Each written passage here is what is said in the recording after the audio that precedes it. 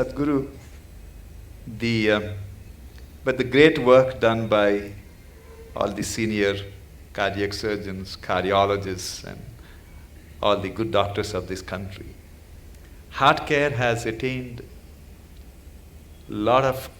it has got a lot of confidence from the people. It's very interesting, Sadhguru. When I started my career 25 years ago, I left England 25 years ago. I started in Calcutta. If I told a patient then... Lot of heartbreak there.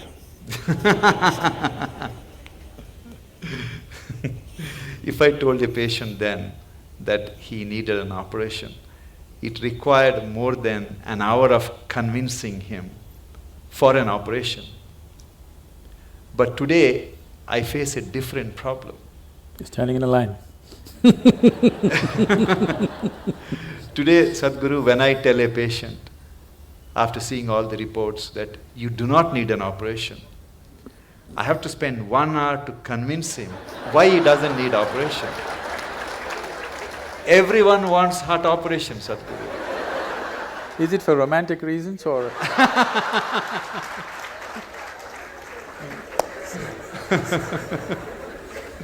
How do we convince people that fixing the heart is not like,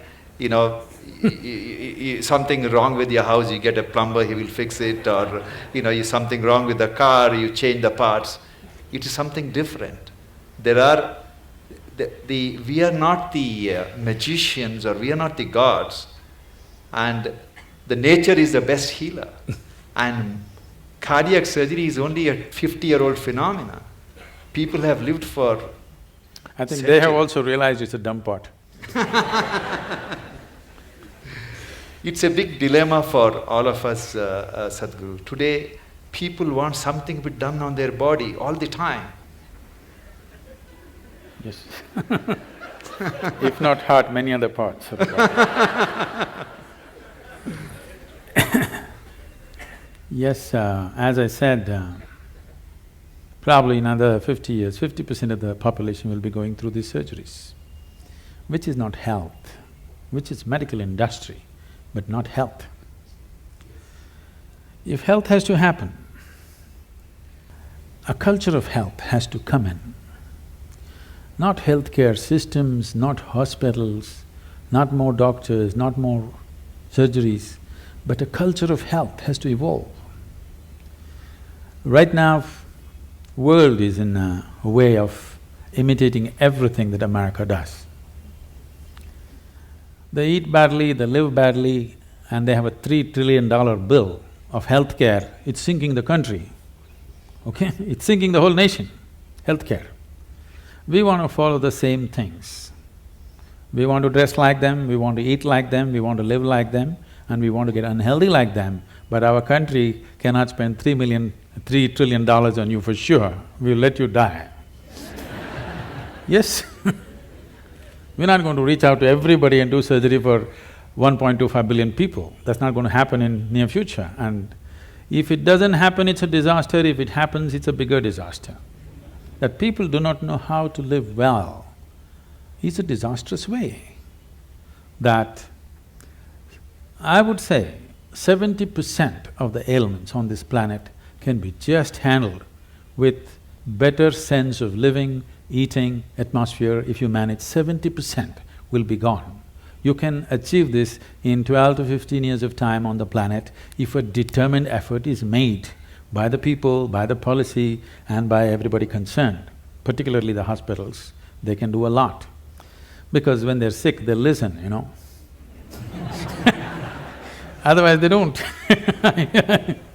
When they're well, they don't listen. When they're sick, they will listen.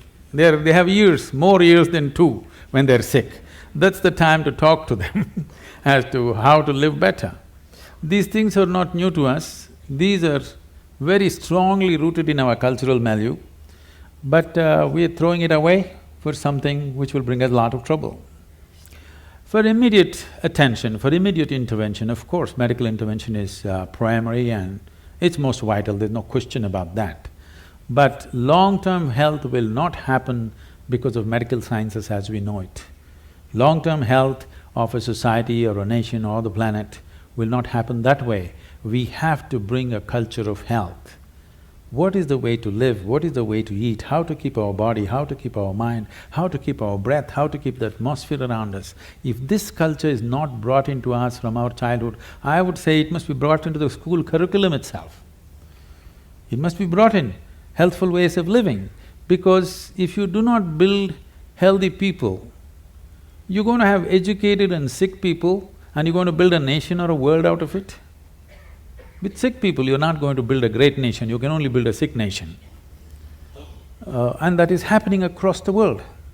The major nations are suffering enormous amount of illnesses. The most affluent countries who have no nutritional problems, okay? India's half the problem are nutritional problems. Right from their childhood, they've not eaten properly. Affluent nations who have a choice of nourishment, look at the level of health issues they have. That should not exist at all. When they have choice of nourishment, they should not have, I would say, 80% of the people should not have any health issues till they die. When 20%, 25% will get something, infections will come because of close proximity, those are different. But these are all on self-help. People are on self-help to create ailments for themselves. This can be 100% taken away if we establish a culture of health, for which I think not just medical professionals, people from various other areas have to work together to make this happen. I don't see any major synergy like that right now. Small efforts are happening here and there, but that's not enough. It's good, but it's not enough.